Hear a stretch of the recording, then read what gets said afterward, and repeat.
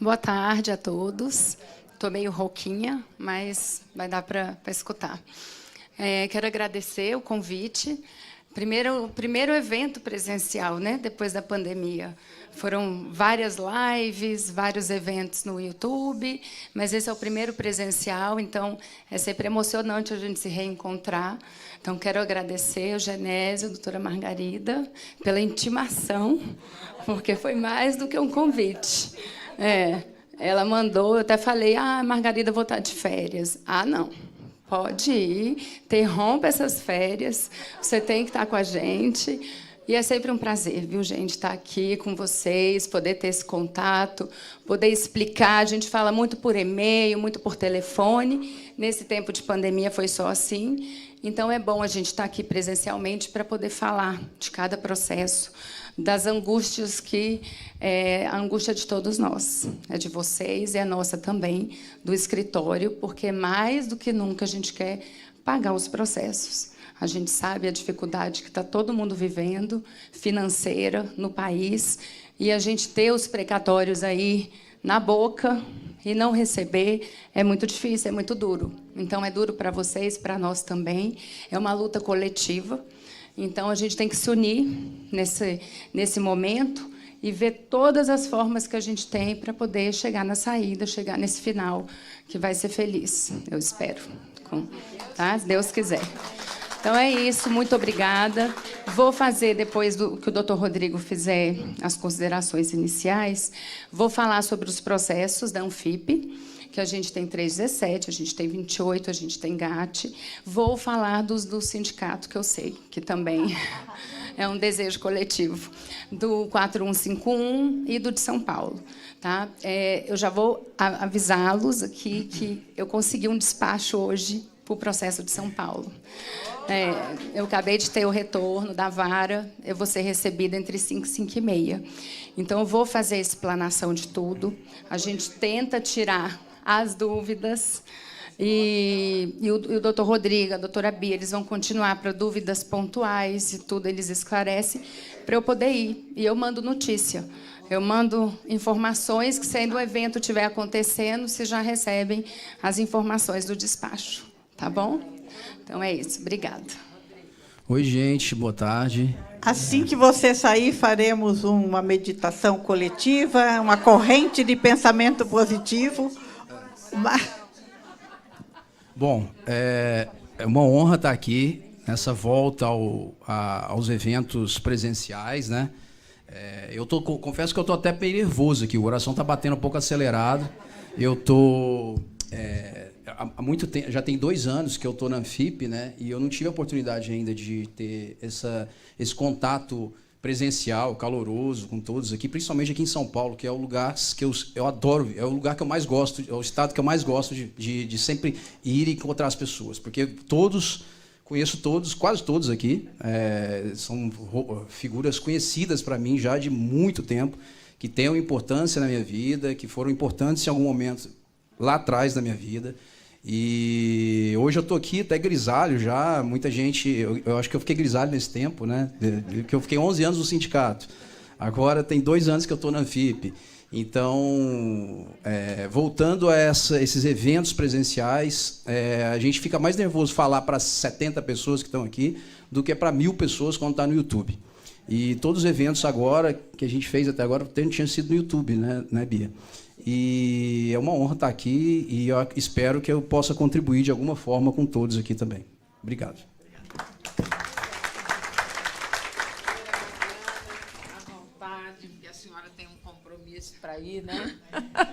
E nós queremos saber as novidades. Então, vou começar pelo 317 da Anfip. Ao longo desse período, foram várias lives. A Anfip sempre deixa os associados bem atualizados, fazendo live de cada assunto, de cada objeto, tudo que acontece nos processos. Sempre é feita uma live, e vocês devem ter acompanhado diversas delas. A doutora Priscila, minha colega de escritório, está sempre presente, explicando. Ela que acompanha diretamente os processos na Anfip. E, então, assim, eu creio que os pormenores sempre foram explicados, então eu vou falar de uma forma geral como está hoje o processo, os 317 da Anfip, fazendo um paralelo com o 4151, que eu sei que tem muitos que talvez tenham aderido ao acordo lá do sindicato, né? Bom, os 317 da Anfip, como vocês devem ter acompanhado, são vários embargos à execução que ainda estão tramitando, dependendo de uma finalização para expedição de precatório e RPV. Nós tivemos aí no caminho um revés, que foi um magistrado que assumiu os nossos embargos, e ele entendeu que existia uma coisa julgada, fazendo um paralelo com o 4151. Então, que o 4151 transitou primeiro, deveria ter sido executado lá. Não se observou que a gente estava falando de um grande número de substituídos diferentes, que sequer faziam parte do 4151, que eram apenas associados da Anfip e estavam no mandado de segurança da associação. Na verdade, houve uma desconsideração com relação à legitimidade da associação para pleitear aquele objeto. Assim como o sindicato tem a dele, a associação tem a dela, cada um luta, né, e pleiteia o direito para os seus associados e seus filiados. Então, foi uma decisão que nos pegou de surpresa, porque foi muito esdrúxula mesmo. Não teve explicação para aquela decisão. Mas houve um trabalho conjunto, até com um escritório parceiro, que atua no STJ, e a Anfip, a gente conseguiu fazer, eles conseguiram fazer a reversão dessa decisão. Então, hoje, porque naquele momento, com a declaração de coisa julgada, as execuções da Anfip tinham sido extintas. Olha, é tão esdrúxulo que a gente já pagou para diversas pessoas na Anfip. Como que diversas pessoas receberam e outra leva vai ter execução extinta por uma coisa julgada. A gente está falando do mesmo título, do mesmo direito, está todo mundo no mesmo mandado de segurança. O desmembramento foi apenas das execuções, mas o direito era o mesmo, o título executivo era o mesmo. Então, se formou essa situação esdrúxula, mas que foi contornada. Então, agora a gente tem o ministro que abriu a divergência na sessão. Teve um ministro para abrir essa divergência, para falar, não tem cabimento a extinção. E ele já julgou 15 processos, nós temos ainda uma leva de processos. Foi eleito um processo que a gente chama de paradigma, que é onde foi tratado, onde foi discutido, onde se levou a tese para a sessão, para acontecer a reversão. Revertemos e está sendo agora, vai ser replicado nos demais processos. Então, a gente conseguiu recuperar a execução da Anfip, não tem mais extinção. Então, quem está no processo da Anfip, que está só no processo da Anfip, vai receber por lá. Quem optou, que estava, às vezes, nos dois, optou em ficar na Anfip, vai receber.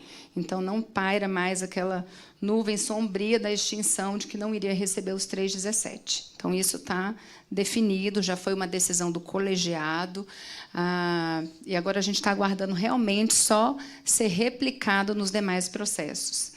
Outros processos que não chegaram a ser atingidos por essa decisão esdrúxula, porque já estavam transitados e julgados, mas estão aguardando a elaboração de cálculos da Coordenadoria de Execução, que é a contadoria do STJ.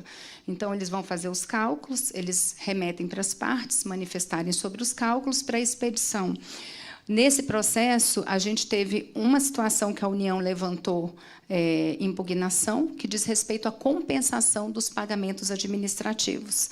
A União quer compensar aquilo que foi pago administrativamente, que foi quando ela reconheceu o direito aos 317, ela pagou, ao longo de 7 anos, pequenas parcelas, 2 vezes ao ano. Não foi para todos que foi feito esse pagamento. Ficou uma coisa muito díspare. Teve Estado que pagou, na época o Recursos Humanos era descentralizado, então teve Estado que pagou, teve Estado que não pagou, o RH. Então, assim, é caso a caso. Tem que olhar em ficha financeira de cada um para ver se realmente teve pagamento administrativo. E a gente ainda defende a tese que esse pagamento administrativo não poderia sofrer a compensação, porque você já tem coisa julgada e não se discutiu essa compensação, né? Mas o ministro, até então, que apreciou, ele entendeu que poderia haver a compensação, desde que ela fosse também proporcional ao que a pessoa está recebendo. Não vai compensar tudo. Faz uma proporção. E o cálculo da Coordenadoria de Execução, nesse sentido, ele está muito bom, ele está vindo bem dentro da razoabilidade. Então, aqui é uma questão de aguardar o cálculo ser elaborado para fazer a expedição. Então, o 317 da Anfip, enfim, ele está caminhando. Ele está caminhando, todo mundo vai receber, a gente teve esses entraves resolvidos, então isso, claro, causa um pouquinho mais de demora no andamento do processo, a gente se depara com esses obstáculos, né? Mas a gente enfrentou, resolveu, ganhamos e vamos em frente. À medida que for sendo elaborado o cálculo, vai sendo expedidas as requisições, a Anfip vai sempre informando, o escritório informa a Anfip, os ofícios que foram expedidos, e a Anfip vai informando cada beneficiário. Né? Fazendo um paralelo com o 4151, que eu sei que muitas pessoas aderiram, né? A gente teve 1 ano e meio aí de discussão com relação ao acordo do Mandado de Segurança 4151. E eu sei da grande insatisfação que ficou, no final das contas, com relação ao acordo, porque se prometeu um pagamento, uma data, né? Criou-se uma expectativa e não foi honrada dentro daquele prazo. Então, assim, eu sei que isso já foi abordado na live, inclusive, porque é sempre pergunta, sempre questionado isso. Então, eu queria, agora que eu tenho essa oportunidade, até presencial, para explicar, porque é bom vocês entenderem o que aconteceu, até para poder replicar e para entender. Enfim, como é que foi o acordo do 4151? O acordo 4151, a iniciativa do acordo, inclusive, foi do próprio STJ. O STJ ele é uma corte superior, que não é exatamente a corte de execução. Todo mundo, quando a gente fala em execução, a gente pensa o quê? Na justiça, na primeira instância. Então, de fato, lá não costuma ter execuções, né? Só que o nosso mandado de segurança ele é originário do STJ. Então, ele precisa ser executado no STJ. Então, as nossas execuções estão todas lá, distribuídas lá. Né? Como é um número enorme, o 4151 tinha mais de 5, 6 mil pessoas, e a Coordenadoria de Execução, que é o órgão, a contadoria do STJ, tem uma capacidade muito reduzida. Eles têm 5 servidores, 2 calculistas, para atender todo o STJ. Então, eles nos chamaram, junto com a AGU, e falaram, vocês não querem fazer um acordo? Me intimaram a AGU para fazer um acordo mesmo. E, na época, o sindicato falou, não, sim, vamos ver, vamos escutar qual que é a proposta e tudo mais. E foi 1 ano de discussão, até chegar nos parâmetros, até a gente definir termo e tudo mais. E o STJ sendo, vamos dizer assim, o pai do acordo. Então, o STJ sabia, dentro do acordo, que existia uma expectativa que todo mundo que aderisse, em tese, todo mundo seria até RPV, seriam poucos precatórios, né? Mas a grande maioria mesmo é RPV, inclusive. Então, criou-se a expectativa, quando a gente fez as datas, fez as lives, tudo que a gente falava era dentro do que estava combinado. Foi feito um procedimento de trabalho. Então, a gente receberia os termos, encaminharia para a AGU. Quem faria a juntada dos termos nos autos era a própria AGU, porque ela queria fazer verificação de litispendência, e ela só ia juntar para aqueles que a litispendência tivesse afastada. Então, ela juntava, o STJ faria a parte dele. E foi aí que a gente encontrou o gargalo. Todo esse procedimento foi feito de fazer a adesão lá no SAD, que é um sistema lá do jurídico do Sindifisco. Fez-se isso, mandamos para a AGU, formamos lote. Os lotes, na verdade, foi uma forma de organização, de ver quantos recebíamos e para a gente cobrar da AGU. Não significa que o lote 1 ia ser homologado primeiro que o lote 2, não foi assim que a AGU fez. Na verdade, era para a gente saber onde estava aquela pessoa quando a gente enviou para a AGU. Então, eu podia cobrar da AGU. No meu lote 2, eu te mandei a pessoa, o beneficiário tal, e eu não estou vendo o acordo juntado nos autos. Então, era para esse fim. Tudo bom. A AGU fez a juntada. A AGU também cumpriu com o combinado dela. Acontece que a gente encontrou um gargalo muito grande no STJ, que foi esse número reduzido. E a burocracia, que, na verdade, é o trâmite processual. O acordo chega lá, o ministro tem que homologar o acordo individual, porque tinha sido feita uma homologação de um acordo coletivo, que eram os parâmetros, mas ele dependia de uma adesão individual. Então, o ministro tinha que fazer uma homologação individual, posteriormente vai para a coordenadoria de execução, e eles fazem o quê? Que foi, eu acho, o que causou mais demora. Eles fazem a atualização do cálculo. Porque, quando a gente expede um precatório na Justiça Federal, você expede até aquela data, e, quando remete para o TRF que faz a atualização. O STJ ele já está na corte no final. É ele que expede e ele que paga. Então, ele não manda para um outro órgão fazer a atualização. Ele tem que fazer a atualização. Então, o calculista, quando chega um acordo homologado, ele vai fazer a atualização daquele valor. E aí foi um dos gargalos, e que a gente não pôde ajudar, porque eles não aceitaram. A gente tentou apresentar as planilhas atualizadas, para ver o que a gente poderia acelerar. Não aceita. A STJ não aceita. O calculista, eles são bem rigorosos em procedimento, então, nós que vamos atualizar. E isso demora, uma atualização. 2 calculistas, você está chegando 500, 600 termos de acordo, a homologação. Então, eles foram fazendo. Foram despachos semanais, pressão, muita pressão. A pressão que a gente recebia era a pressão que a gente colocava também. A gente precisa das homologações, a gente precisa das expedições. Acabou que criou uma ideia de que, uma vez que eu aderi, dali 60 dias eu vou receber. Não, o prazo começa, na verdade, depois que é expedida a requisição de pagamento. E aí a gente teve que enfrentar todas essas fases até ser expedida. Homologa, atualiza, expede, vai para o presidente do tribunal, aí o presidente determina o pagamento.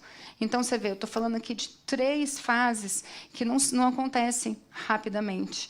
Então, foi isso que causou a grande demora, o atraso. Mas o que eu tenho a dizer para vocês? A preocupação. Nossa, eu aderi ao acordo, não vou receber, quem não aderiu vai acabar que vai receber primeiro que eu. Não, gente, isso não vai acontecer.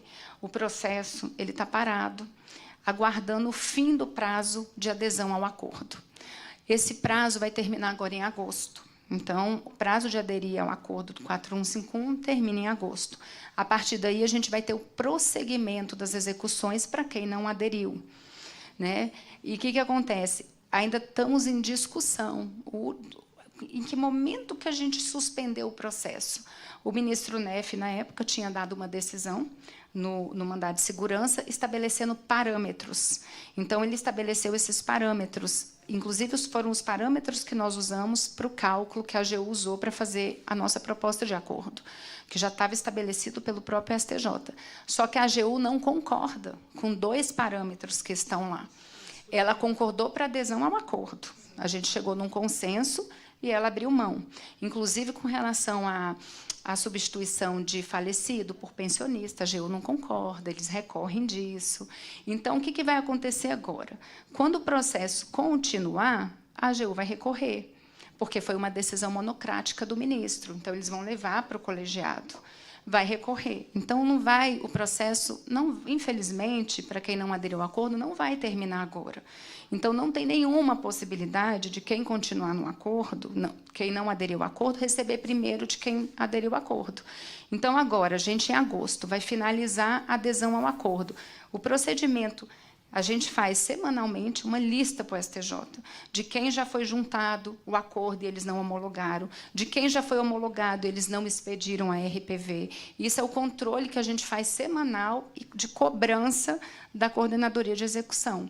E eles vão fazendo. A gente viu que agora, antes do recesso de julho, saiu muita requisição de pagamento.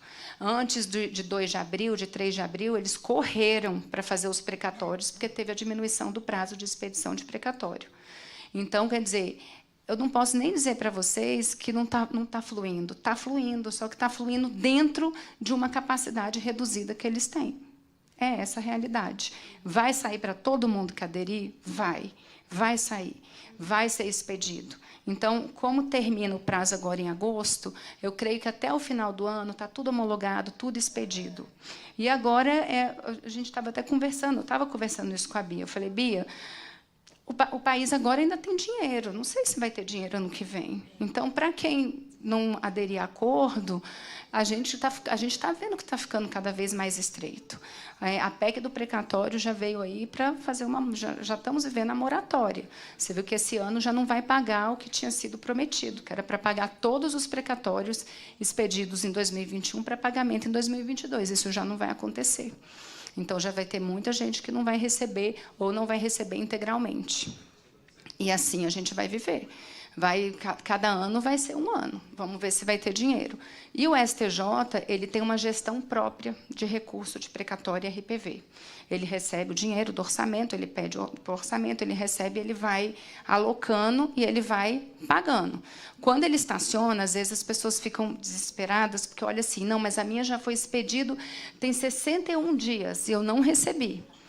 Acontece, o STJ já aconteceu de atrasar pagamento 15 dias, 20 dias dos 60 dias, porque é quando eles estão sem o recurso, estão buscando o recurso, e aí eles vão pagando. Mas nunca aconteceu, o que eu posso dizer, de não pagar. De não pagar, a gente ainda não vivenciou no STJ. Então, eu acredito que todo mundo que aderir vai receber, vai ter o pagamento. Tá? Espero que até o final do ano, que todos tenham. Expedido vai estar. Agora, espero que pago também. Mas, claro, quem for expedido mais para o finalzinho do ano, possivelmente vai ser no começo do ano que vem. Né? Então, essa é a situação dos 317. Depois, se tiver alguma dúvida específica, a gente enfrenta, a gente sana. Tá? Questão dos 28, 86. Vamos começar aqui pelo DANFIP. Temos ações dos 2886 da Anfip, desmembrada em grupos.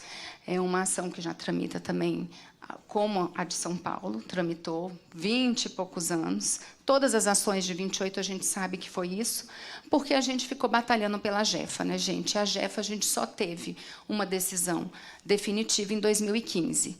Eu estava até conversando isso com a Nelly. Os processos que andaram rápido de 2886 ficaram sem a JEFA, porque pegaram, na época, o entendimento do STJ de que não pagava JEFA. Então, nós temos vários colegas do Rio Grande do Sul, de Santa Catarina, que não receberam JEFA, do Rio Grande do Norte, porque o processo andou depressa, como a gente gostaria, na verdade, que andasse. Mas, infelizmente, saiu sem JEFA. Ações.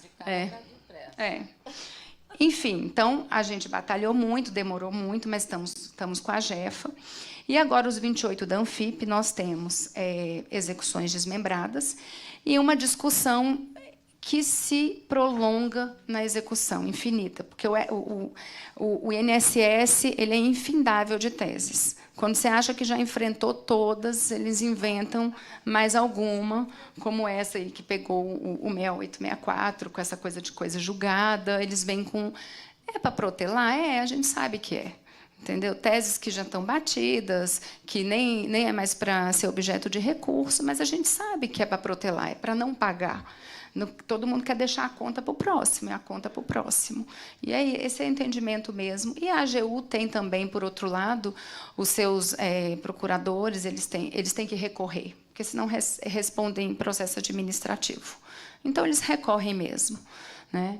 Essa é a nossa realidade. Enfim, considerando toda essa situação, a gente está agora, eu acho que já foi dito, né, Bia, sobre o acordo, numa live?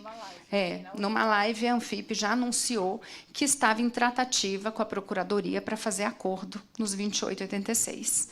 E esse acordo está se concretizando. Graças a Deus, a gente teve uma reunião agora há 2 semanas, definitiva, com a Procuradoria. Eles apresentaram os parâmetros para nós do acordo.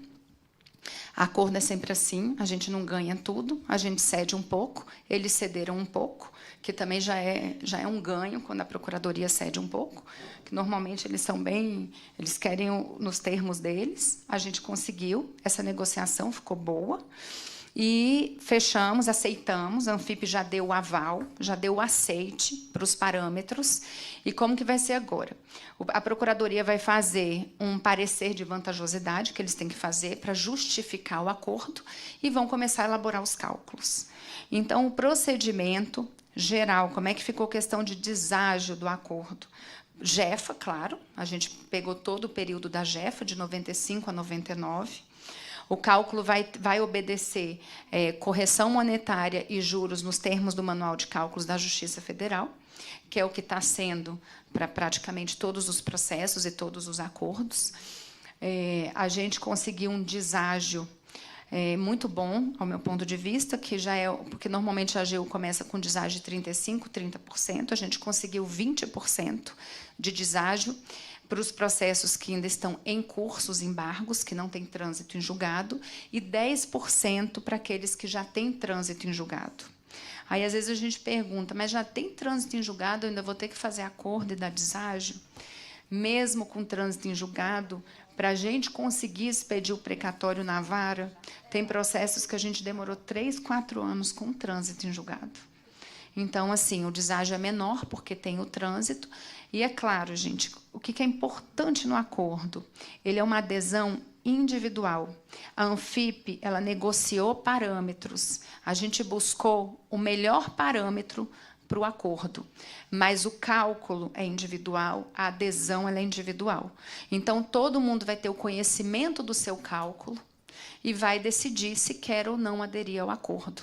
Então, vai ter um formulário, assim como teve nos 3.17 do 4151, vai ter uma adesão individual, onde vai estar lá disposto qual é o valor, qual é o deságio, e a nossa intenção, a gente está assim agora, correndo contra o tempo, porque a gente teve essa redução do nosso prazo aí para expedição de precatório. Então, a gente vai...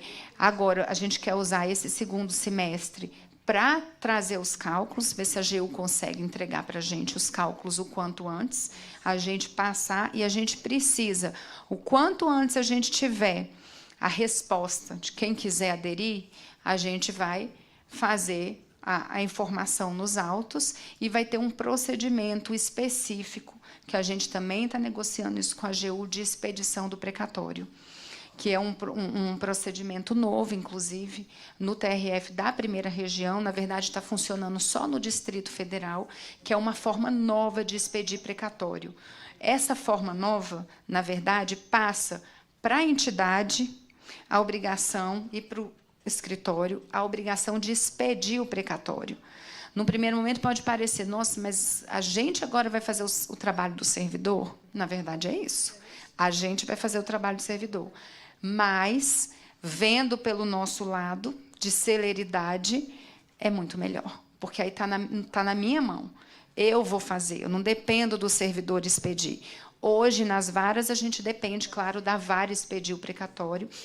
Lá no Distrito Federal, pelo menos, a gente só tem um servidor por vara que expede precatório. É um servidor.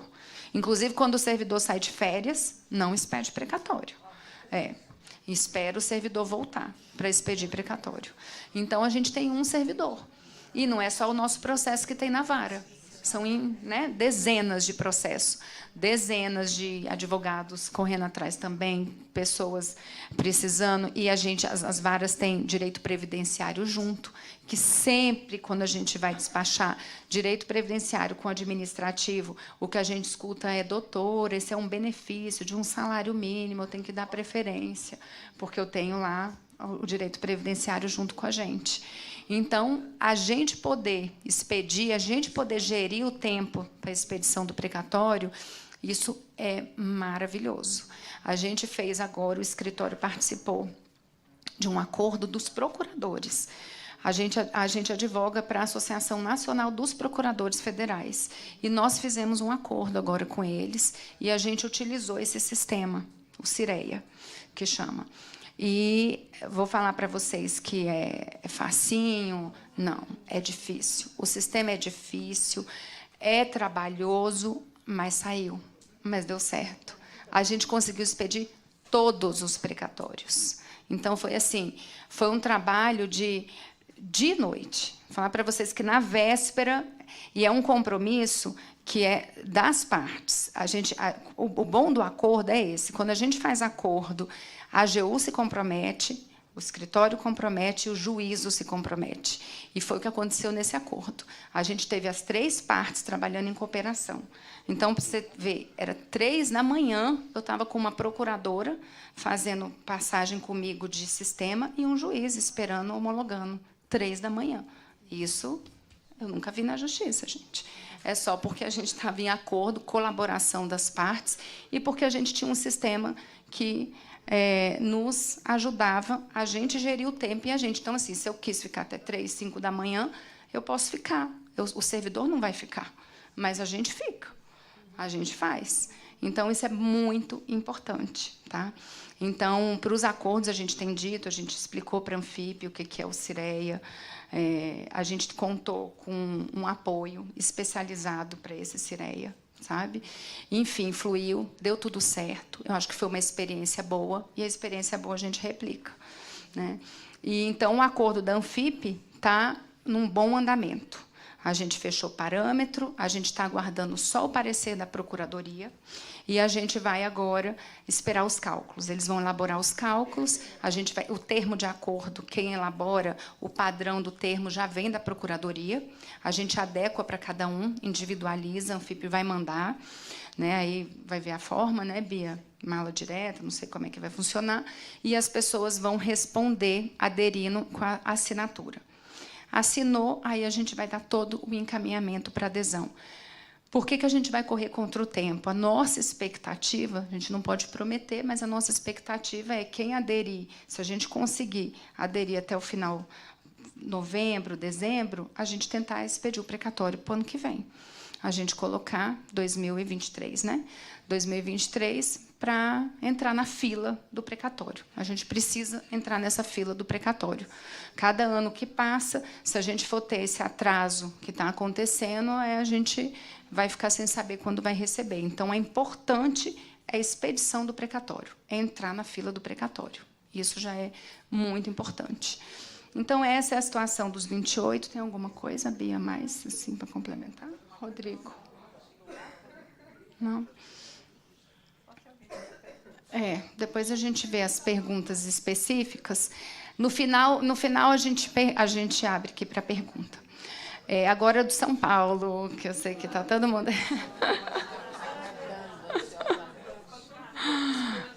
todo mundo esperando, né?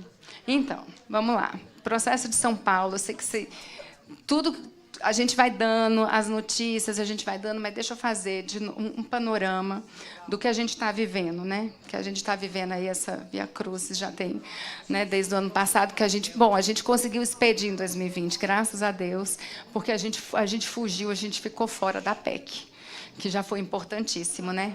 Se a gente pensar, a gente foi muito vitorioso. Por quê? A gente conseguiu, em ano de pandemia. A gente estava em 2020, começo da pandemia, trancou tudo em março. E a gente conseguiu, e isso foi extra autos, que a Procuradoria trouxesse um cálculo para nós com o IPCAE. Porque o cálculo que a Procuradoria tinha colocado nos autos era um cálculo com TR. E um cálculo com TR, a gente sabe quanto que fica mais baixo, né, do que com o IPCAE. Então, assim, a gente conseguiu, conversando com a Procuradoria, extra autos. Por quê? Porque tinha sido negociado naquela nossa audiência que eles tinham que apresentar o cálculo com o IPCAE. Então, não era justo, não era razoável, não era leal da parte deles trazerem um cálculo com TR. Fala a verdade. E isso a gente colocou, mas eu não coloquei isso nos autos, porque tudo que a gente peticiona demora muito. Mas a gente conseguiu um canal com a Procuradora-Geral aqui de São Paulo, do INSS. E ela achou muito razoável, ela foi bem humana, bem solidária, bem razoável, cooperou. Falou, doutora, a gente vai apresentar com o IPCAE. Está combinado, a gente vai apresentar. Então, eu já achei uma vitória, porque a gente já recebeu um cálculo com o IPCAE, e a gente viu a diferença dos valores. Então, já foi uma primeira vitória. Segunda vitória, a gente conseguiu, você vê... No mês antecedente, a doutora Leila vai embora, né, deixa a vara com um monte de juiz pingando lá para a gente. Ninguém queria decidir, vem o juiz e fala, não, vou mandar para a contadoria e não vou expedir. Nunca vi também isso. Cálculo e para a contadoria, cálculo do devedor, que o devedor apresenta, que o devedor reconhece, isso nunca aconteceu. Eu nunca vivi essa situação. Enfim, conseguimos num agravo, caiu com um desembargador abençoado, que nos ouviu, que a gente conseguiu despachar, né? E ele deferiu a expedição de precatório, foi uma vitória. Hoje a gente pode dizer, quando a gente olha para trás, com tudo isso, e a gente ficar A gente não sabia o que estava por vir. A gente não sabia que vinha essa PEC do precatório aí para causar esse tumulto que vai causar. Então, a gente ficou de fora da PEC do precatório. Então, vitória. Estamos com o processo bloqueado? Estamos. Mas ainda vem agora a decisão do Supremo, dizendo que é inconstitucional, não pode devolver. Né? Porque todo mundo ficava com medo. Meu Deus, vai ficar 2 anos lá, vai devolver, vai ter que ser expedido de novo, já não pode devolver. Então, também é uma vitória, embora a gente não fosse deixar devolver, porque o juiz pode, quando está com bloqueio, por conta de bloqueio judicial, não pode devolver. Mas é uma coisa que você tem que vigiar, é uma coisa que causa mais uma preocupação. Né? É um motivo a mais de preocupação para nós, que acabou mais essa. Agora estamos aí na luta. O que aconteceu? Vara sem juiz titular, pingando.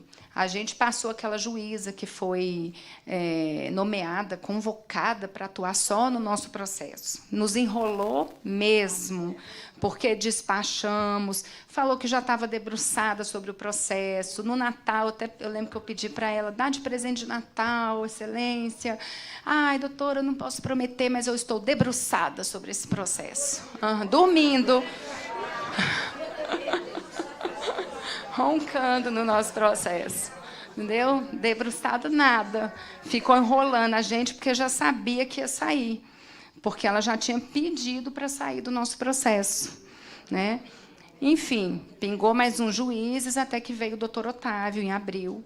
Assim que ele veio, já foi o diretor dele, que chegou umas 2 semanas antes dele, já é uma pessoa bem acessível, o que é bom, muito bom para a gente. Porque a gente precisa ter alguém para a gente fazer o diálogo na vara o tempo todo, porque não é o tempo todo que você conversa com o juiz.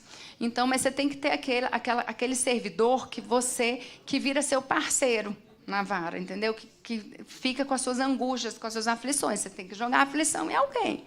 Né? Você não consegue jogar direto no juiz, vai ser ali no servidor. Então, tudo que vocês me mandam, eu mando para ele. Todo atestado que chega de saúde... todo atestado de saúde eu mando para ele. Entendeu? Tá vendo? Ó, tô com mais uma pessoa doente, tô com mais uma pessoa nessa situação. A gente compartilha. Sim. Sempre a gente faz aquela pizzazinha para falar quantos óbitos a gente tem, quantos tivemos no ano. É muito triste. É muito triste as pessoas não receberem em vida. Isso é muito frustrante para a gente, não pagar em vida. E tinha que ser para o judiciário também, esse sentimento, porque, afinal de contas, isso não é justiça. Né?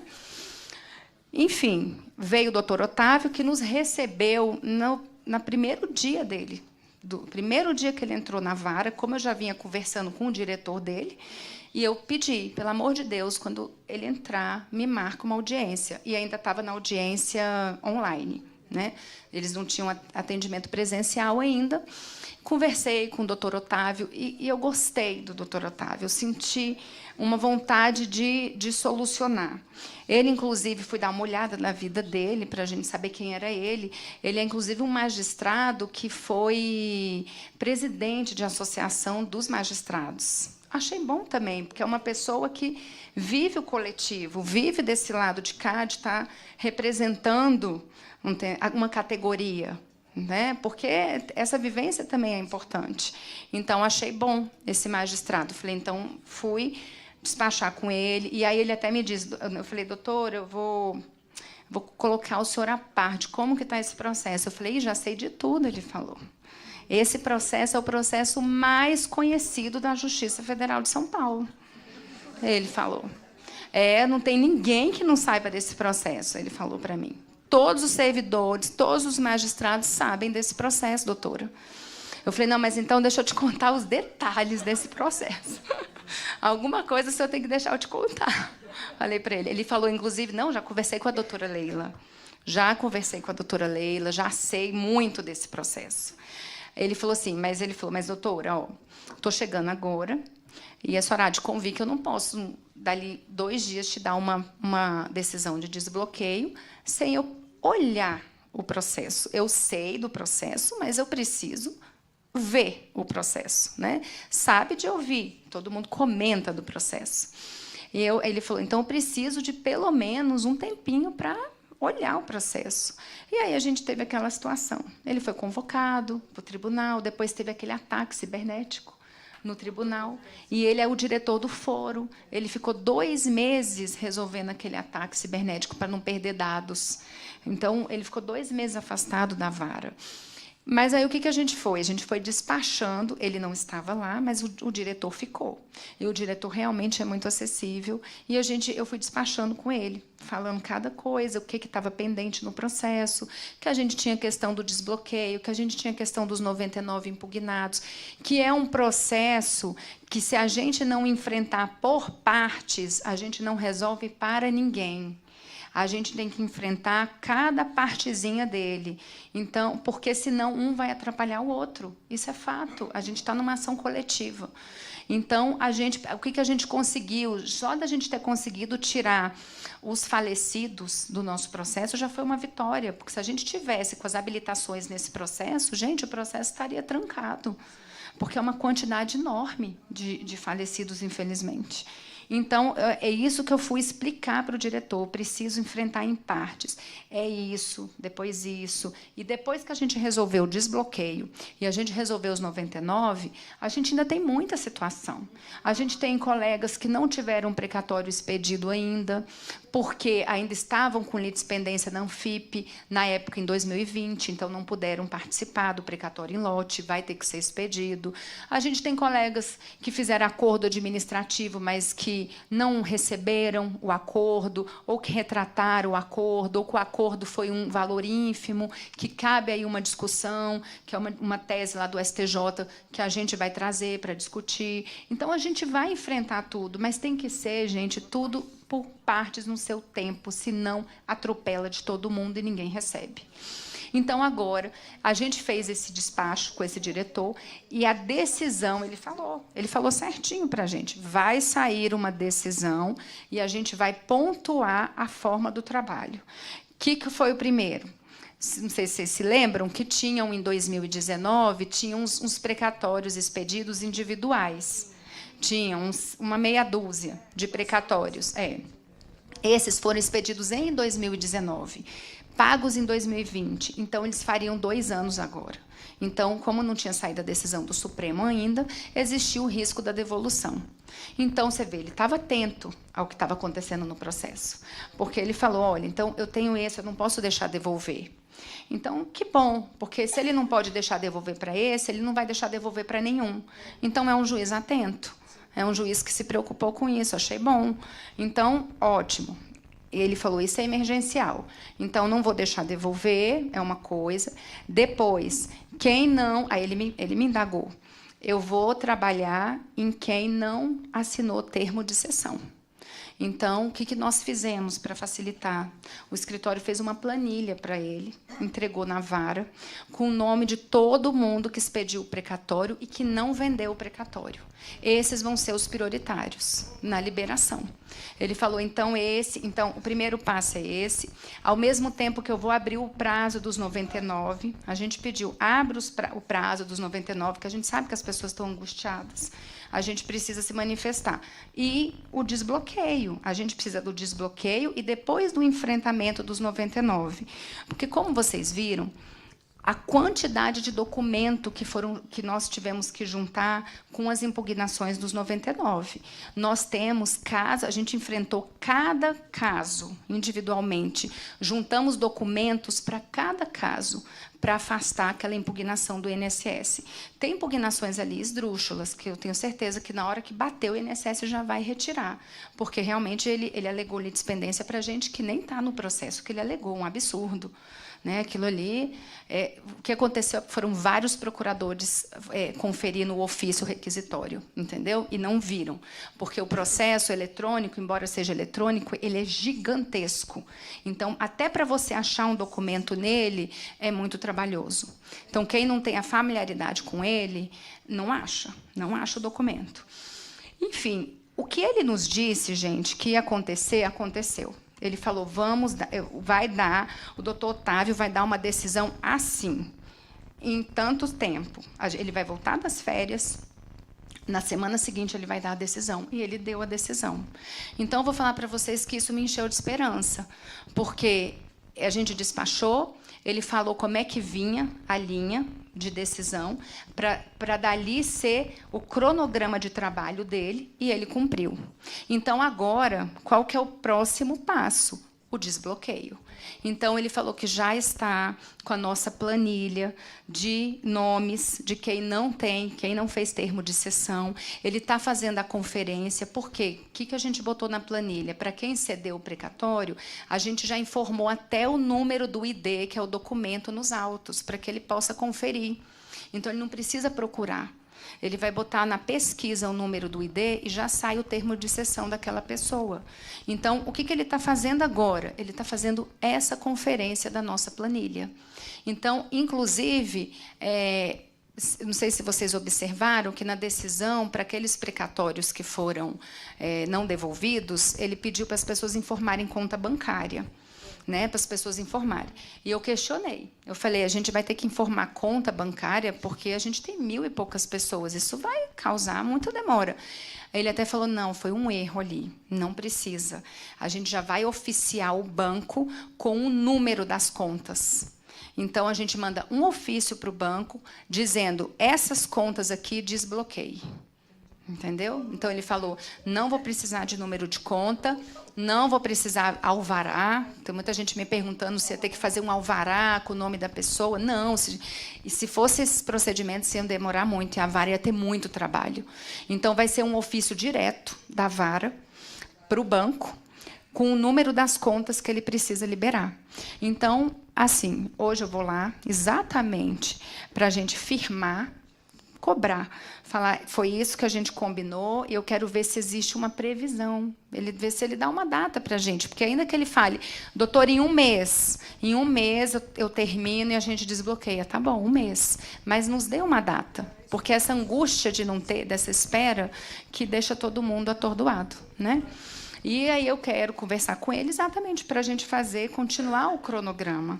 Mas o que eu quero dizer é, sentir confiança, achei que ele cumpriu o que foi dito, existe uma disposição no desbloqueio.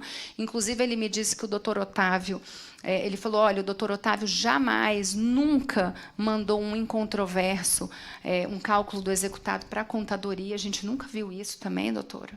Entendeu? Então, é assim, o INSS apresentou, a gente manda pagar. O doutor Otávio sempre mandou pagar. Então, não tem mais nenhum fundamento jurídico, isso é certo, para manter esse bloqueio. Fundamento jurídico não temos. O que a gente precisa é que eles façam a conferência, vejam o que é as contas, coloquem o número das contas, que isso é uma coisa que pode ser um pouquinho trabalhosa, mas eles destacaram um servidor só para o nosso processo, que já também é muito bom. A gente tem um servidor trabalhando só nos nossos autos. Então, esse servidor, eu acredito que ele esteja exatamente fazendo isso, botando o número das contas judiciais. E aí vai sair o desbloqueio. Espero que hoje eu consiga dar uma data para a gente. Mas a gente está na linha. A gente está no caminho, gente. Vai dar certo. A gente vai conseguir esse desbloqueio. Deus quiser. Tá? E, por fim, tem aqui, eu vou falar sobre a GAT da Anfip, né? Não sei se todo mundo sabe que a Anfip tem uma GAT, uma ação ordinária da GAT. Só que o que aconteceu nessa ação? A gente perdeu na primeira instância. Na segunda instância, foi para apelação, para o julgamento, e a relatora deu desfavorável para a apelação. A gente foi fazer a sustentação, e um dos vogais, um dos desembargadores, ele pediu vista em mesa do processo. Ele precisava pedir vista, só que, quando ele devolveu e não deu o voto dele. Não falou nem que acompanhava a relatora e nem que divergia, não falou nada. E ele falou, não, eu vou preparar o voto, que até que deu a entender para a gente que ia ser um voto divergente, vinha a nosso favor, que é até o doutor Cássio, que hoje é ministro do Supremo. Ele que era o nosso vogal, que a gente acreditava que ele ia dar divergência, abrir a divergência. Mas, enfim, ele não proferiu o voto, então a gente ficou com uma situação no processo da Anfip sem decisão final. A gente está suscitando que o julgamento é nulo, porque tinha que ter tido voto, ou ele tinha que ter pronunciado o voto em mesa, na hora da sessão, ou ele tinha que ter enviado um voto divergente, ou que fosse até um voto para dizer que voto com a relatora, mas ele tinha que ter mandado um pronunciamento, ele não deu. E ele não faz mais nem parte do tribunal, nem desembargador ele é. E ele que participou da sessão. Então, assim, é nulo. É um julgamento nulo. A gente precisa ter um novo julgamento da GAT. E, combinado a isso, a gente está vivendo aí essa situação do sindicato na ação rescisória. Então, que para nós não é de todo desconfortável estar nessa situação aqui, porque a gente ganhou tempo. Enquanto a gente está resolvendo esse imbróglio do julgamento no tribunal, a gente está esperando para resolver o que o STJ vai dizer da GAT. Se o STJ negar a ação rescisória, bater o martelo que vale aquela decisão do sindicato da GAT, a gente tem um precedente para usar no nosso processo, né? Se vier de forma contrária, dificilmente a gente vai conseguir ter êxito na ação da GAT e da Anfip, mas também não vamos ter sucumbência, né? Não vamos ter uma execução para ter risco de sucumbência, a gente vai ter uma sucumbência da ação de conhecimento, que é o valor da causa geral, que é aquele que a gente colocava na época, de 60 salários, deve ser 30 mil, da entidade, né? Que é o que a entidade suporta, que é o risco de litigar, né? Então, a situação da GAT é essa. O processo da Anfip está em stand-by. Vamos esperar para ver o que vai resolver. E aí, se lá der favorável para o sindicato, a GAT vingar, aí a gente corre aqui para resolver o nosso imbróglio no TRF. E aí a gente consegue um precedente bom e, quem sabe, consegue mudar o julgamento já no tribunal, já vem a nosso favor, para a gente não ter que ir até o STJ mudar. O sindicato percorreu o mesmo caminho. O sindicato também teve decisão desfavorável na primeira e segunda instância. Eles reverteram no STJ. Assim como eu acho que é o Unafisco também, da associação. Também. Eles também, tudo foi ganho no STJ. Primeira e segunda instância, ninguém ganhou nada. Então, quer dizer, está na mão do STJ mesmo decidir a GAT, agora na rescisória. Então, é isso. Agora a gente pode... Deixa eu ver se dá tempo. Dá tempo, olha, eu fui rápida. A gente consegue aí tirar umas dúvidas, para daí, daqui a pouco, eu sair. Ah, não, Rodrigo, você vai continuar, né, a explanação. Rodrigo vai falar das outras ações e a gente deixa as dúvidas para depois? Deixa eu falar uma coisa. Eu acho que a Mariana colocou muito bem, né? E expôs muito bem tudo. Tem alguma dúvida que alguém queira perguntar? Acho que não, né? Olá, tem alguém?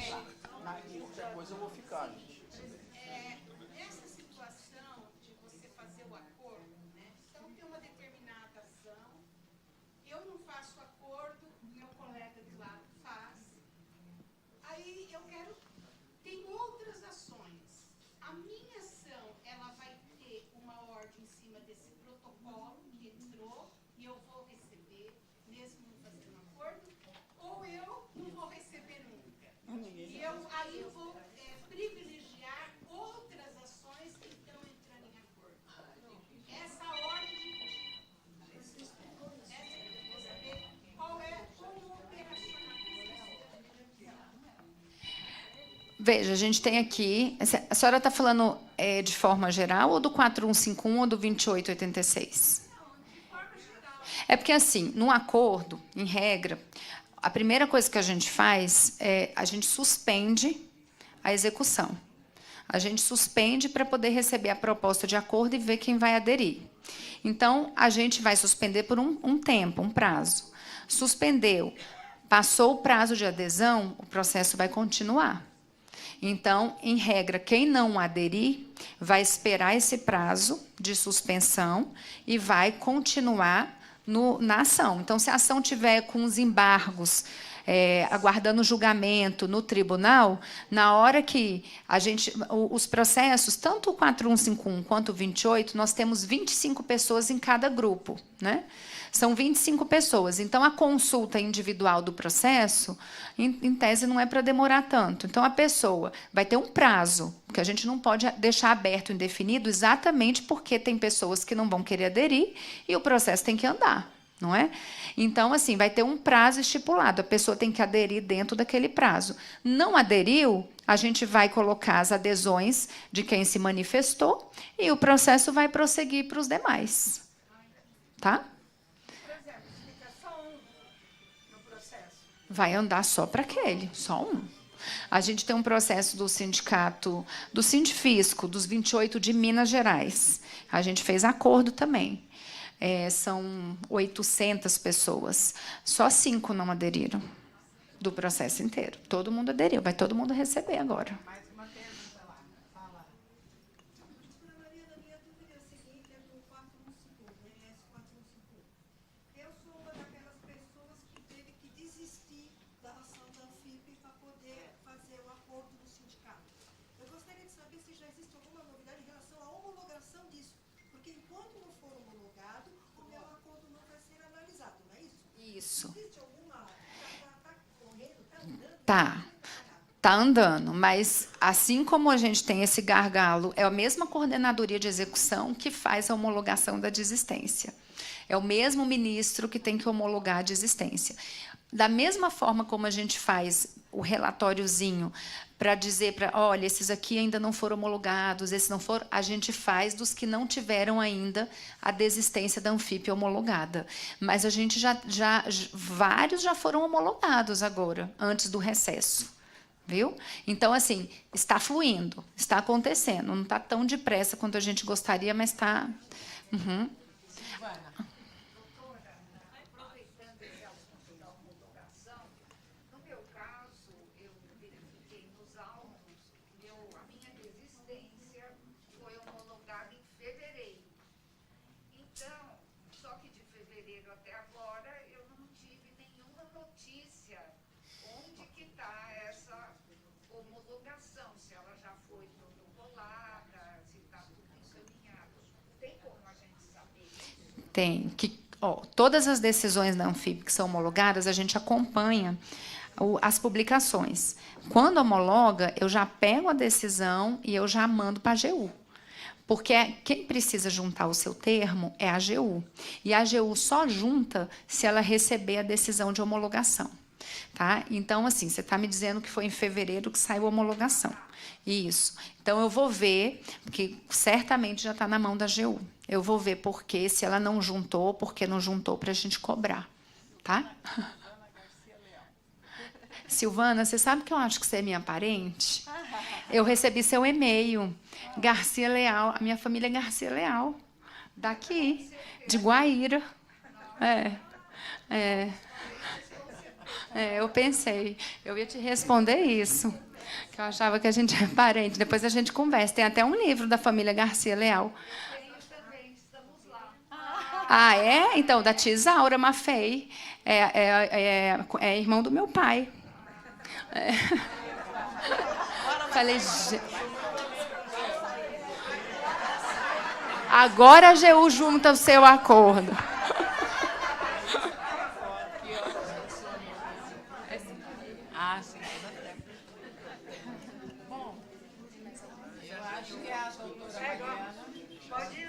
Desculpa. Doutora Mariana pode ir, se depois ela quiser voltar, né? Mas a gente deve ficar até às 18. Se não der, tudo bem. Agradecer demais a presença dela aqui, abrilhantou o nosso evento, como sempre, e trouxe muitas esperanças para nós. E então, palmas para a doutora Mariana. Ela vai se ausentar, mas a Bia e o doutor Rodrigo continuam conosco. Muito obrigada, Mariana. Valeu. Ela queria mandar a colega dela, eu falei, não, tem que ser você.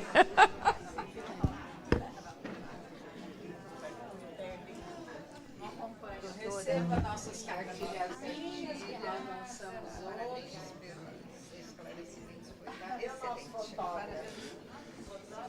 Bom, gente, opa, nossa, que susto. Eu vou ficar aqui e se alguém, porventura, tiver alguma dúvida de 28, 317, eu posso ajudar também, tá?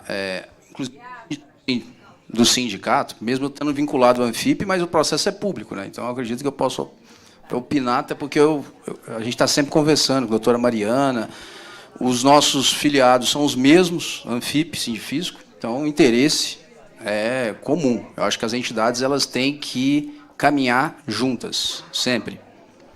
Bom, então, vou começar com a GIFA. Vamos lá. A execução da GIFA, a nossa GIFA da Anfip, ela iniciou em 2014, mais ou menos, meados de 2000. Estão pedindo para você sentar aqui. Ah. É melhor para as pessoas enxergarem.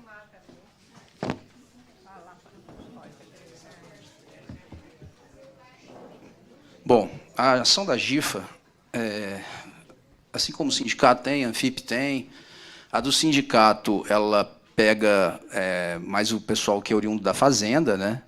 Apesar que eu gosto que alguns da Previdência entraram na ação do sindicato também. E da Anfip, a Anfip ela é diferente do sindicato, ela é uma associação, então ela representa os associados. Tá? O sindicato ele tem uma legitimidade mais abrangente, a legitimidade extraordinária. Então, ele representa, inclusive, pessoas que não são filiadas ao sindicato. Então, pessoas que são da categoria, que é auditor fiscal, pode executar um título judicial do sindicato. Já da Anfip, não, é uma entidade mais fechada, representa os seus associados apenas, e tanto que todo início de ação, ainda na fase de conhecimento, a gente tem que juntar uma listagem, que é dos atuais associados da Anfip. Tá? Se a pessoa desfilia, ela pode executar? Pode executar, porque ela estava lá na lista no início da ação. Tá? Não tem problema nenhum, mas o interessante é que mantenha-se filiado, para poder até gozar dos benefícios, precatórios, os valores dos percentuais dos advogados mais em conta e tudo mais. Essa execução da GIFA, GIFA beneficia quem? Quem era aposentado quem já era aposentado a partir de 2004 ou se aposentou entre 2004 e 2008, tá? E que estava na listagem originária lá da ação de conhecimento da Anfip. Tá? A gente iniciou essas execuções a partir de 2014, e isso foi até 2016, 2017, e essas execuções foram desmembradas, nós temos mais de 300 execuções, cada uma numa situação distinta. Tem execução ainda que a gente não tem nem a sentença dos embargos de execução, tem outras que a gente já está com execução no STJ, já com embargos de execução no STJ. Isso é natural. Alguns processos, os processos não andam todos juntos. Então, infelizmente, há essa situação, que algumas pessoas recebem primeiro, quando há o desmembramento. Tá?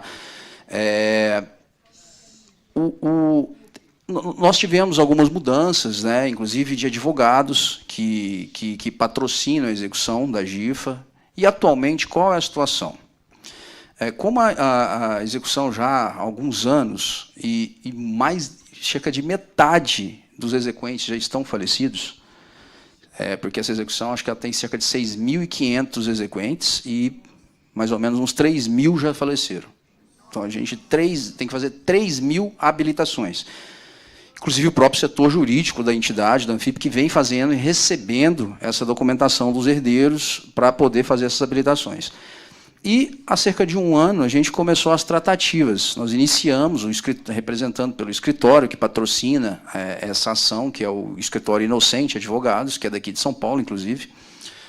Ele vem conduzindo à frente desse acordo. Tá? A gente está tentando, já há uma sinalização de que haverá um deságio de 20%, da mesma forma, como a doutora Mariana falou, da ação dos 28%. Acho que esses 20% meio que padrão, né? Eu acho que o dos 317 foi 20% também, né, 317 do sindicato. Então, essa ação, a ação da GIFA, quem vem conduzindo nossos ex-adversos é a AGU, não é a Procuradoria do INSS, porque a ação é contra a União, então é a Advocacia Geral da União, tá? É diferente. Apesar que a Procuradoria do INSS faz parte da estrutura da AGU, porém não é a mesma. Os procuradores, na verdade, tem até menos procuradores do INSS do que advogados da União. Então, a gente vem discutindo com a Advocacia Geral da União esse acordo, eles apresentaram, definimos parâmetros, e há até uma ata que definiu esses parâmetros dos cálculos, foi aquilo que a doutora Mariana falou.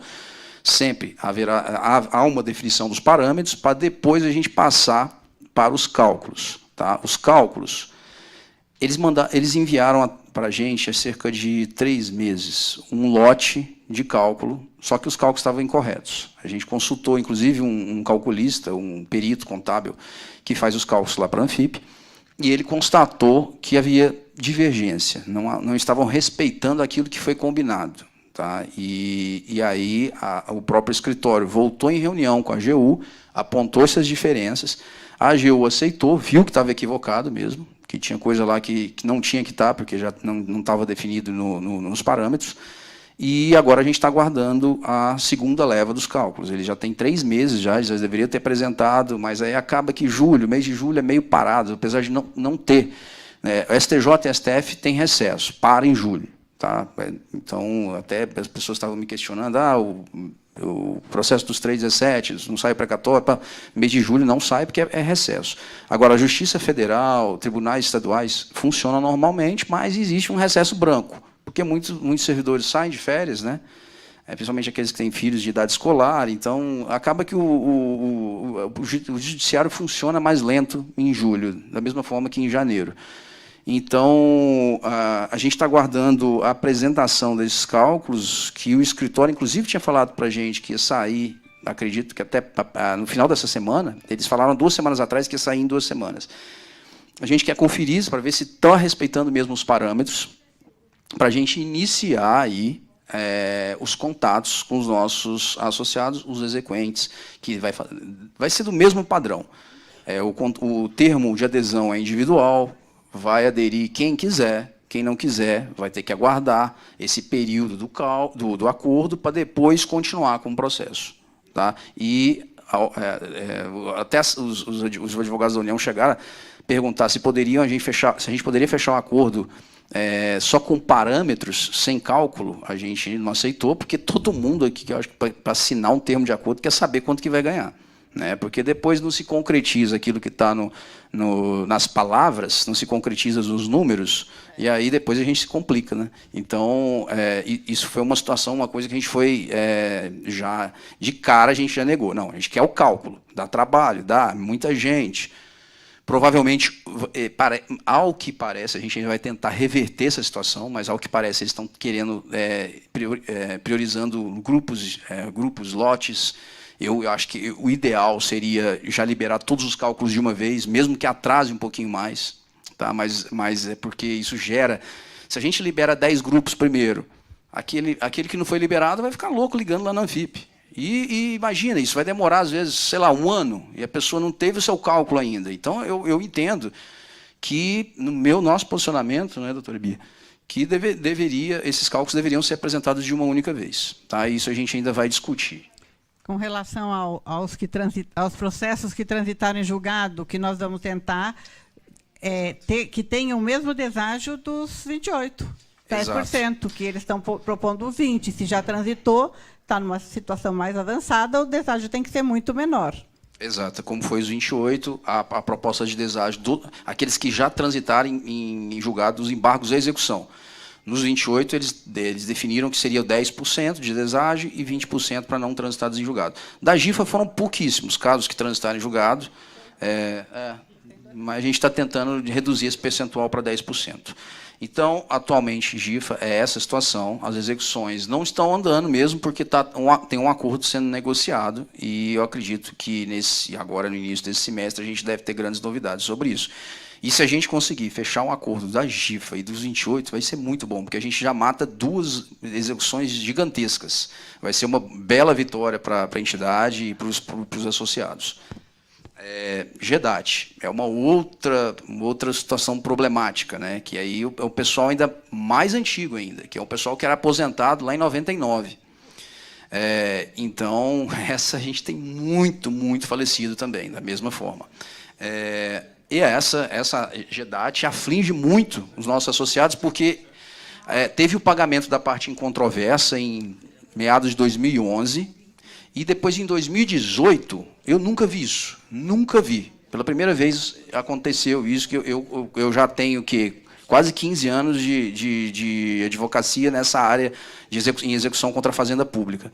Eu nunca vi uma execução expedir precatório antes do trânsito em julgado dos embargos de execução. Eu não sei por que aconteceu nesse caso, na época eu não acompanhava o processo da Anfip, inclusive, mas em 2018 foram expedidos precatórios da parte controversa, tá, da GEDAT. E expediram com bloqueio, obviamente, porque não estava transitado em julgado ainda o processo. Como é que vai pagar, sendo que a União ainda está recorrendo e esses valores podem mudar, aí vai pagar todo mundo, depois vai ter que cobrar as pessoas? Não tem como. Então, esses valores já estão pagos, né, desde 2018. Tá lá numa conta judicial. E imagina a quantidade de ligação que a gente recebe todos os dias. Novidades sobre a GEDAT, novidades. E o processo ficou muito tempo parado no TRF1. Infelizmente, o Tribunal Regional Federal da Primeira Região, lá em Brasília, é o mais lento de todos no Brasil. E eu acredito que o mais lento tribunal do Brasil. Tá? Se a gente pegar aí todos, até tribunais superiores, porque acho que a divisão lá atrás, quando fizeram a divisão da região, acho que não. O TRF1, para você ter uma noção, tem grandes estados, que é Minas Gerais, Bahia, tem Goiás, tem Distrito Federal, que é o domicílio da União, tem todo o Nordeste, alguns estados do Nordeste e todo o Norte do Brasil. Então, assim, é muito processo. Então, o que eles fizeram agora? Criaram o TRF6, né? Que é o Tribunal Regional Federal, vai ter lá em Belo Horizonte. Acredito que porque Minas Gerais é o maior dos estados do TRF1 e vai desafogar um pouco esse nosso tribunal lá no DF. E esse processo da GEDAT ele ficou muitos anos para julgar a apelação dos embargos à execução. Muitos anos, eu acredito aí que pelo que na verdade foram o quê? 6 ou 7 anos. E aí as pessoas ligam sempre assim, mas esse processo não anda há 6, 7 anos. Andou, óbvio que andou. Ele ficou parado no TRF por um tempo, mas aí quando julga a apelação, há embargos de declaração. Depois do embargo de declaração, às vezes há um agravo, que eles entram, um agravo legal, e agora entraram com recurso especial e o processo foi distribuído no STJ agora no início do ano. O ministro Gugel de Faria. O nosso advogado na ação da GEDAT é ex-ministro do STJ, que é o ministro Aldir Passarinho. Ele vem à frente disso, inclusive ele foi até o STJ, despachou com o ministro relator, que é o Gugel de Faria, pediu prioridade, obviamente que a gente tem N motivos para ter prioridade, tanto por idade quanto por doenças, e por esses processos já estarem com precatório pago e bloqueado há muito tempo. Então, ao que o doutor Aldir, o ministro Aldir, reportou a gente, teve um compromisso por parte do STJ de dar uma celeridade nisso, mas eu digo para vocês que o processo está há 6 meses lá ainda no STJ. Tá? Pelo que eu venho acompanhando, o processo no STJ, um nível de RESP, ele é julgado de 1 a 2 anos, mas ainda pode haver ainda um eventual agravo legal, um embargo de declaração. Eu espero que isso seja julgado o mais rápido possível ainda esse ano, para a gente poder, pelo menos até o ano que vem, desbloquear. Pagamento está lá. Transitou em julgado, vai ter o processo volta para a vara originária, lá em Brasília, e há uma ordem de desbloqueio, semelhante ao que acontece aqui em São Paulo. Então, a gente está na expectativa dessa liberação. Tá? Esse processo, eu acredito que é o que, da mesma forma que aflige os 28 aqui em São Paulo, lá na Anfip, da GEDAT, é sempre essa mesma pergunta, quando que vai ser desbloqueado? Só que daqui de São Paulo já transitou em julgado, lá ainda falta transitar em julgado ainda. Paridade do bônus de eficiência. O doutor Rafael Arcari Brito, né? Eu estava acompanhando a apresentação dele, tem alguns processos individuais aqui, mas a gente também tem uma ação coletiva na Anfip, que é patrocinada pelo escritório do ex-ministro do STF, Carlos Veloso. Ele entrou com essa ação. Da mesma forma, o sindicato entrou também, o sindicato contratou a Aires Brito, ex-ministro do Supremo também. Todos os processos que eu conheço de entidades, ações coletivas, tiveram o mesmo desfecho. Sentença improcedente, recurso de apelação. E estamos aguardando o julgamento desse recurso. Todos correm no TRF1, estão no TRF1, aguardando. Inclusive sindicato de outra categoria, o Sindicato dos Auditores do Trabalho, o SINAIT, que inclusive também é o Sindreceita, todos foram para o mesmo rumo, tiveram sentença improcedente e estão aguardando o julgamento da apelação. A gente teve casos de julgamento, teve julgados positivos em pouquíssimos casos, mas tivemos, mas individuais no Juizado Especial Federal. Tivemos, que eu tenho conhecimento, na Bahia, Santa Catarina e aqui em São Paulo mesmo. Mas é raro. Esses que tiveram, a gente juntou esse acordo, mas aí é um acordo da turma recursal. Lembrando que juizado especial é uma coisa, justiça comum é outra. O juizado especial são aqueles casos que até 60 salários mínimos, né? E a estrutura dele é diferente. Ele é regido pela Lei 9.099. Quando você ganha, você não tem condenação em honorário de sucumbência, nem pagamento de custas processuais em primeira instância. Quando você perde uma ação, você pode recorrer à turma recursal, que não é o tribunal, é uma turma recursal que é composta por 3 juízes de primeiro grau e que julgam como se fosse uma segunda instância. Nessa turma recursal, se houver derrota, aí sim tem condenação de sucumbência. Nesses processos que a gente tem procedência, são todos da turma recursal. Turma recursal de São Paulo, turma recursal lá na Bahia e em Santa Catarina.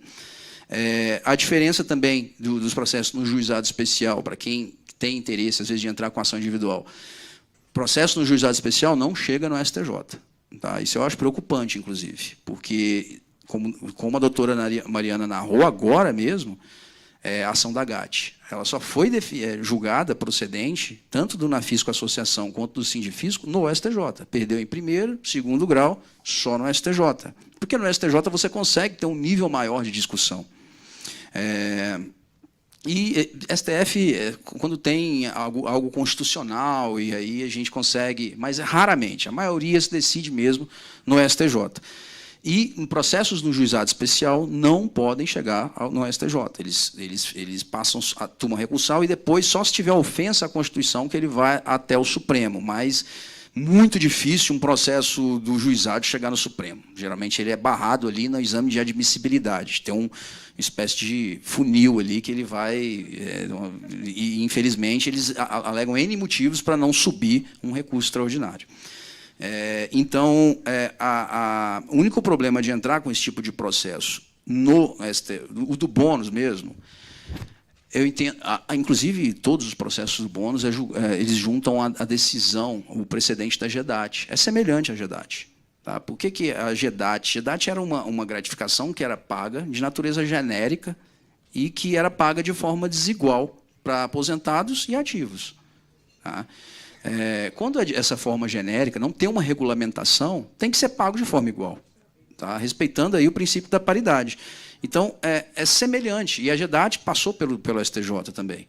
Os juízes de primeiro grau eles têm muita dificuldade de dar uma sentença procedente de altíssima repercussão, até porque o governo não está querendo regulamentar o bônus. A gente está vendo, a gente viu, inclusive a gente acompanhou o secretário da Receita, o Júlio César, todo mundo esperando pela regulamentação do bônus e, de última hora, no último dia de regulamentação, ele disse que não saiu a publicação no Diário Oficial. Né? E eu não sei nem quando vai ser, porque isso vem desde a época, inclusive, do governo Michel Temer ou da Dilma ainda, eu não lembro o bônus. O bônus era da Dilma ainda, né? Era da época da Dilma. Passou o Temer, tem agora o Bolsonaro, e ainda não foi regulamentado o bônus. Então, assim, será que o bônus, algum dia, a gente espera que um dia seja regulamentado, né, Margarida? A gente sonha por isso. Mas, na verdade... Isso. Na verdade, foi uma aberração. Eu entendo. O ideal seria a paridade, respeitar a paridade, né? Mas o subsídio, se tivesse o subsídio hoje em dia, não existiria essa situação absurda, né? Porque todo mundo estaria recebendo da mesma forma. Criaram bônus exatamente para isso, para dividir a categoria.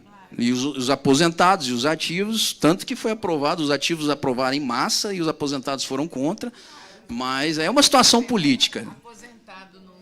Aposentado não vai em assembleia, né, Marisa? Os aposentados não vão nas assembleias e aí os ativos levam. Exatamente.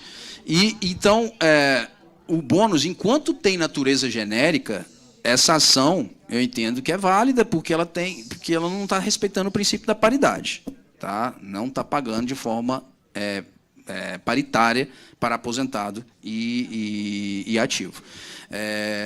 O ideal mesmo, inclusive teve uma ADI, né, ajuizada pela PGR, pelo Aras, só que ele errou numa fundamentação.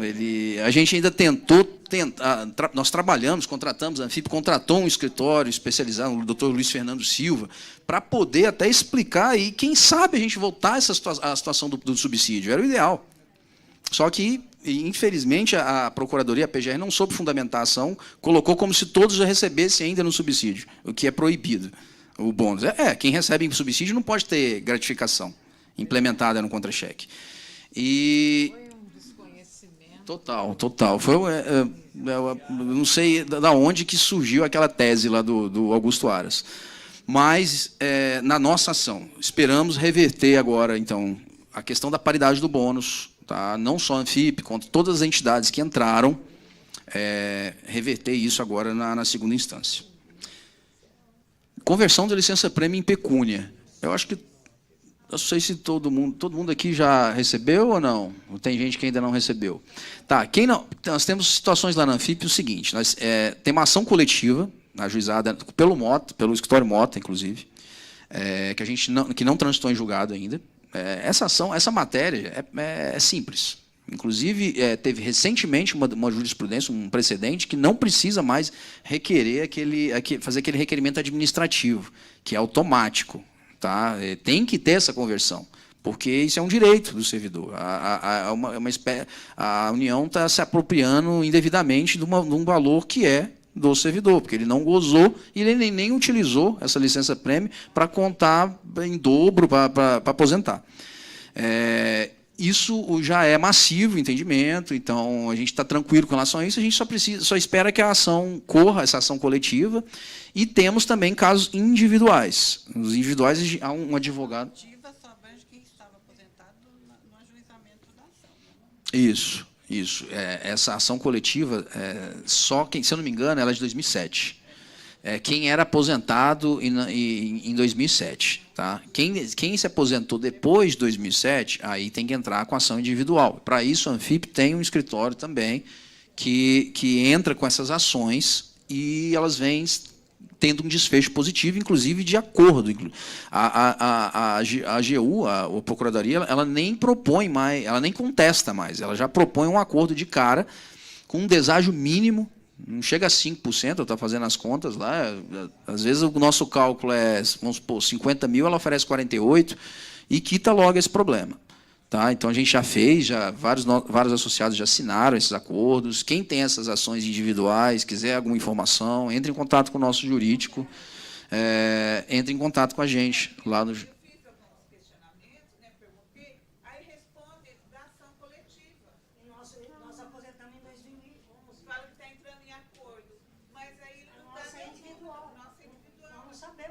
Não, então a gente... Isso é um e-mail que a senhora mandou? Tá. Eu vou até verificar esses e-mails que estão sendo respondidos, mas não. Aqui a gente tem ações individuais, sim.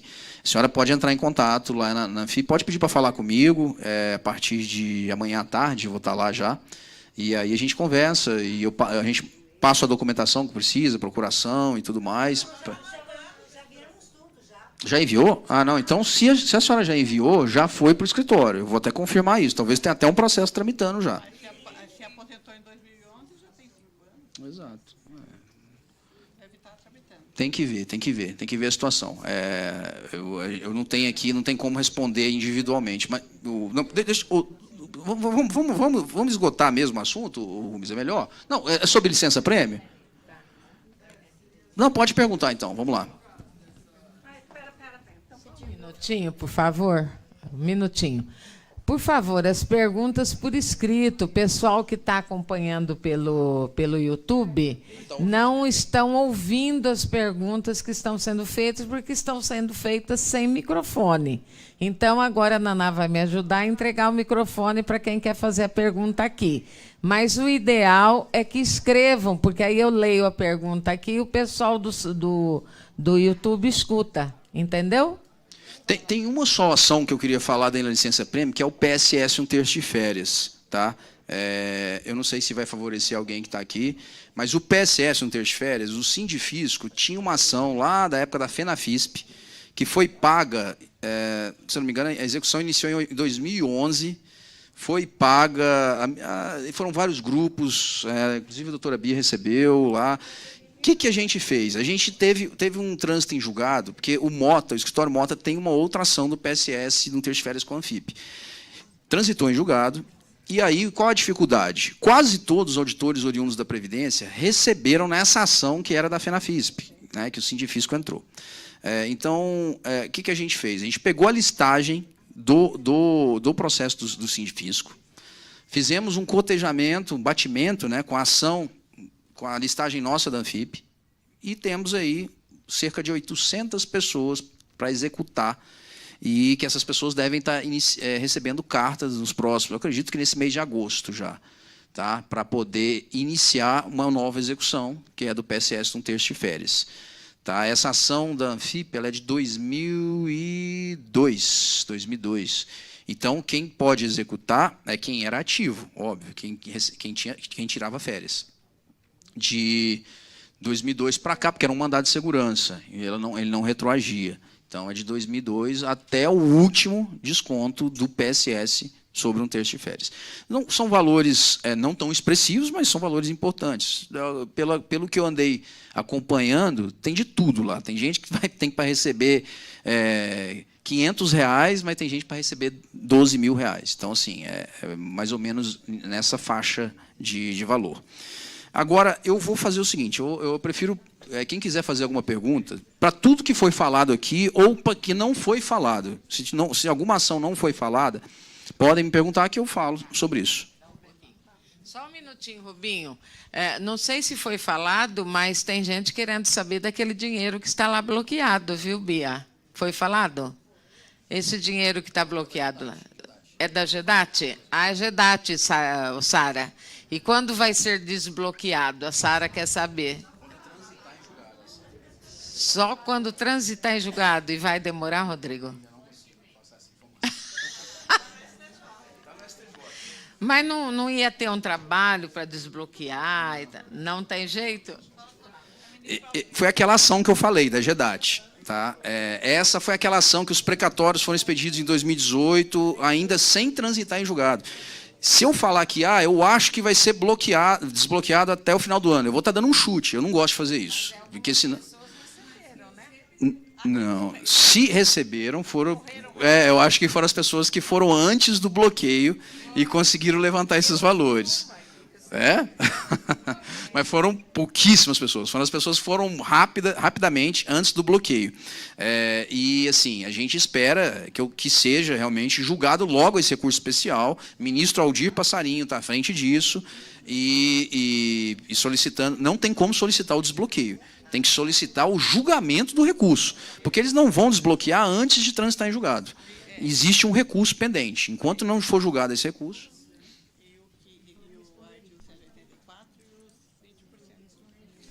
Qual do... Qual? É isso que eles discutem. O quê? Os 20%? Aquele da aposentadoria. Ah, sim, é verdade.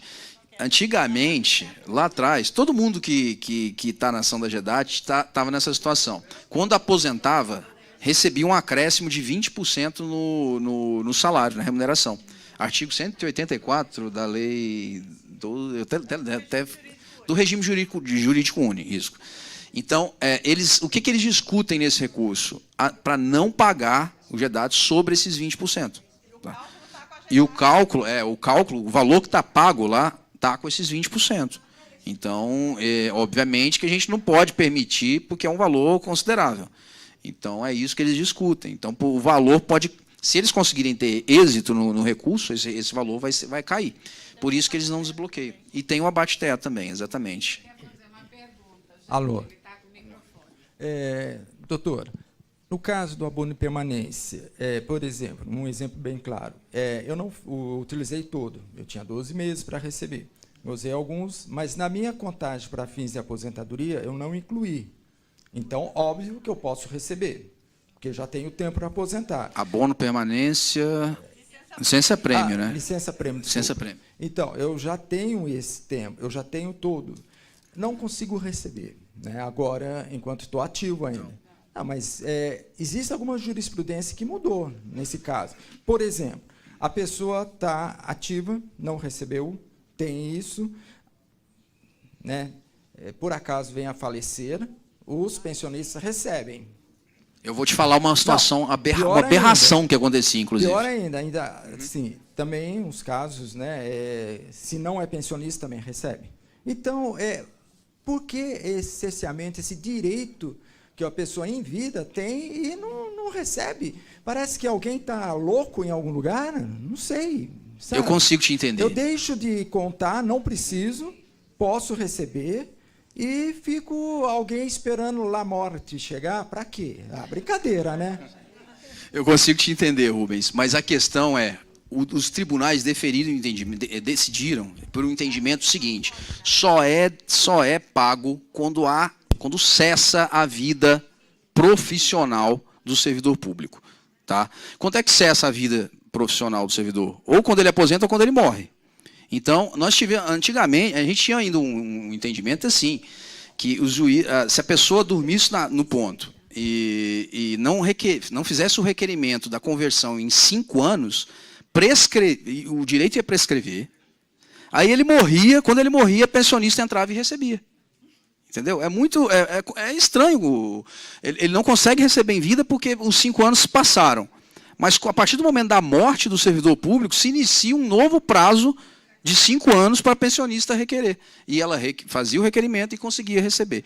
Então, realmente, é um absurdo esse entendimento, concordo, é totalmente contraditório, porque você já adquiriu o tempo, só pelo fato de estar ativo não consegue receber. E realmente tem que esperar a sua aposentadoria. Olha, boa tarde. A minha pergunta não é exatamente minha. Foi uma colega que pediu, que não pôde comparecer, que fizesse.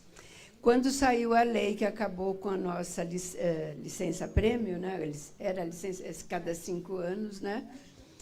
Nós paramos de contar. O que essa colega quer saber é que ela soube alguma coisa, que os anuênios podem ser incorporados ao salário. Existe alguma coisa a respeito? Sim.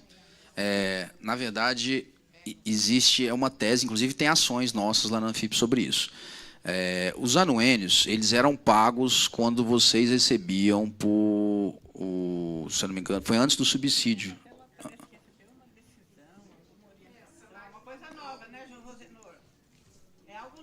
Porque tem aquela situação da ação dos anuênios nós. Eu acho que é parecida. Porque, assim, vocês recebiam o vencimento básico e tinha as parcelas de anuênio, quinquênio e tudo mais. Mudou para subsídio. Quando mudou para subsídio, vocês perderam os anuênios. Não só anuênios, quanto várias, tudo. Quando saiu do subsídio e voltou para o vencimento básico, igual está agora, a gente entende que tem que voltar os anuênios, que era um direito que vocês tinham adquirido. Inclusive, tem ações correndo a respeito disso. Entendeu? Eu não sei se é essa a situação que a senhora relatou. Eu não sei exatamente o que ela quis saber, mas ela soube que alguma coisa poderia se reverter em benefício desses anuênios que ela já tem. São essas teses que estão correndo mesmo, doutor? Se ligasse, então, para Brasília e se informasse, Sim. porque daí ela teria dados concretos. Se ela tiver, inclusive, algum precedente, porque todas as ações que foram ajuizadas, a gente acompanha todas, tanto a Anfip quanto o sindicato, nenhuma ganhou, inclusive individuais. Diferente do bônus, a paridade do bônus. Tivemos algumas positivas, do anuênio não. Então, assim, quem tiver conhecimento, eu queria até verificar se é essa situação mesmo. Eu acho que não é. Mas pede para ela entrar em contato comigo, encaminhe, que a gente estuda essa tese, entendeu? E aí, se for necessário, a gente faz o que tiver que ser feito. Pessoal, eu estou encerrando as perguntas, tá? E tem que ser por escrito, por favor, tá? Tem uma aqui que eu já tinha recebido aqui, inclusive aquela que você tinha me passado. Tá. Sandra Romanucci.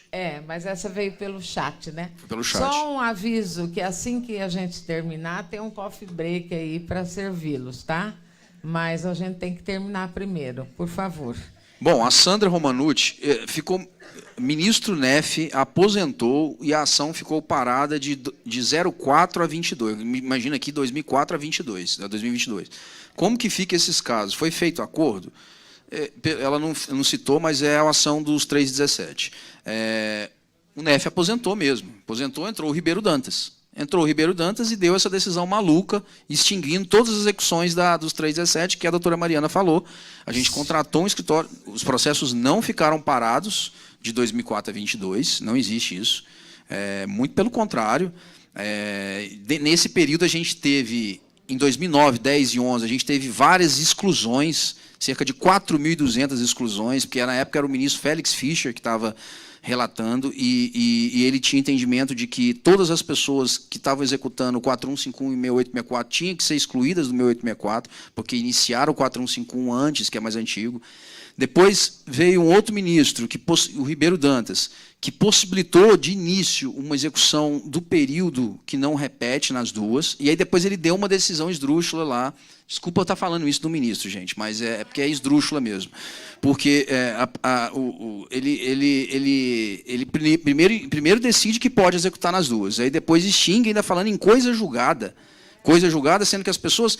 Tem muitos associados da Anfip que não entraram na execução do sindicato, não são filiados ao sindicato, prejudicando, inclusive, o direito à associação, da própria associação, de entrar com ações judiciais, privilegiando uma ação do sindicato. Então, assim, a gente conseguiu reverter esse entendimento, e agora a esperança agora é essa decisão ser replicada nas demais, como a doutora Mariana falou. Então, não é isso. O processo não ficou parado de 2004 a 22. Mas não tem situação de acordo no processo dos 317 da Anfip, porque o processo está muito adiantado já. A maioria já com cálculo, com pagamento, diferentemente do 4151. O 4151 não tinha nem expectativa de pagamento. Foi feito um acordo, um deságio de 20%, e as pessoas vão receber agora. Mas ele ainda estava bem atrasado. Tá? O 6864, a situação dele já é bem favorável. Tá? Então, não vale a pena fazer esse acordo. Colega Wilson Libucci mandou a seguinte questão. Faltavam 4 ou 5 meses para que eu completasse 5 anos de exercício do cargo público, mas FHC acabou com a licença-prêmio. Tenho direito? Aposentei-me apenas em 5/9 de 2018. Espera aí, ele perdeu a licença-prêmio? Deixa eu entender aqui. Ah, tá. Não, infelizmente não. Mudou a lei. Tem. Mudou a lei, então não há como falar em direito adquirido. Só teria direito adquirido se passasse realmente os 5 anos, ele tivesse direito ao período da licença-prêmio, aí sim. Direito adquirido não se muda. Apesar de que tem algumas decisões aí que a gente está achando tá meio estranha, porque eles vêm desrespeitando isso. Por favor, colegas. A Satico mandou 2 perguntas para a mesa. Tenho uma ação da GEDAT, cujo valor esteve na Caixa Econômica Federal e foi devolvido à União. Não fiquei sabendo, não recebi da Anfip. Tem como reverter? Sim. Pelo visto, isso aí foi a parte incontroversa. Algumas pessoas, em 2011, foi pago em controvérsia, tá? E quem não levantou esses valores, o valor veio aquela lei que depois de 2 anos os valores eram devolvidos. Tá? A da parte controversa não aconteceu por quê? Porque o valor está bloqueado por ordem judicial. Então, quando é assim, a gente consegue justificar a não devolução. Mas a parte incontroversa foi por não ter levantado mesmo, porque os valores estavam disponíveis. Não estou falando que é a culpa da senhora Satico, provavelmente ela não sabia, não foi informada. Então, o que tem que fazer agora? Solicitar uma nova expedição de precatório, tá? Dessa parte aí que voltou para o erário. Isso não prescreve, tá bom? A Satico também pergunta: aposentei em 2009, tenho que pedir individualmente abono de permanência e licença-prêmio? Não, Como se assim? aposentou, já não cabe pedido de abono de permanência. Abono permanência é quem já tem o direito a aposentar o E não tempo aposenta. e prefere continuar trabalhando. Aposentei em 2009, tenho que pedir individualmente abono de permanência e licença-prêmio? Não, o abono de permanência não tem como ela receber, porque ela já está aposentada. Sim, mas ela poderia ter direito em 2004. Ela apresentou em 2009. Então, mas aí já está prescrito. Já está Satico prescrito. está aí? Satico quer explicar? Eu Passa o microfone. Espera aí, Satico, o microfone. não entendi. É melhor ela explicar. Então, esse abono de permanência eu não recebi na época, quando eu trabalhava. Você não requereu, né, Satico? Porque para receber o abono de permanência tem que... Eu não requeri. Mas a senhora completou os direitos para aposentar. Lembra em que ano que foi, mais ou menos? 2009. Não, então foi o ano que a senhora aposentou. Que eu deveria ter requerido em 2005, né? Se a senhora tivesse já o direito à aposentadoria, tá? Se tivesse o tempo já, tá?